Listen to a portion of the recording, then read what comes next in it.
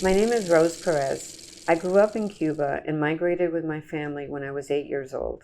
Growing up in New Jersey, over the course of my life, I noticed many times that Cubans would become emotional when thoughts about Cuba came up, comments, songs, anything. I had the opportunity to research the question about leaving the homeland when I was in my job at Fordham University School of Social Work. In this film, I share the powerful stories of Cubans who left their homeland after the 1959 revolution, carrying with them a deep sentiment that returning is no longer an option. The chapters are in chronological order. Those who came of age in the 1950s described that era as paradise. Cuba's economy was booming and people worked to live, not live to work. Fidel Castro's long idealistic speeches convinced many, but they later felt betrayed when communism was introduced. This drove them to leave and face the harsh reality that they might never return. They built new lives in the United States, raising children and grandchildren here.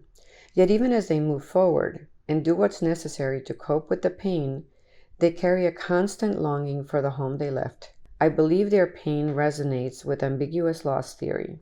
This concept involves a shared phenomenon, such as losing something and yet remaining psychologically connected to the lost object.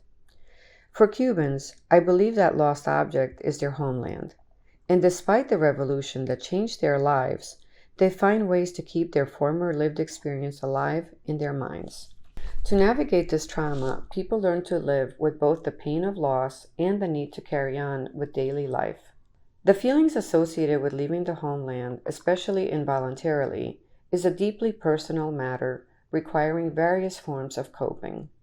This film explores these feelings while carefully avoiding the political divides between Cuban exiles and the current Cuban government. It focuses primarily on shared emotional aspects of ambiguous loss of homeland and the working through of these emotions. I'd like to thank Touchstone for giving my film Cuba Es Mi Patria, The Homeland I Keep Inside, Best Original Story. The resources you have made available to us filmmakers are invaluable. I'm equally grateful to my film participants and to my small team over the many years of making this film. As my sons have grown, I too have grown into a filmmaker. The stories told here are likely to resonate with those of other displaced groups. It has been an honor to tell the stories shared using visual media that can more meaningfully transmit the emotions of traumatic grief and to show examples of how people have lived healthy lives.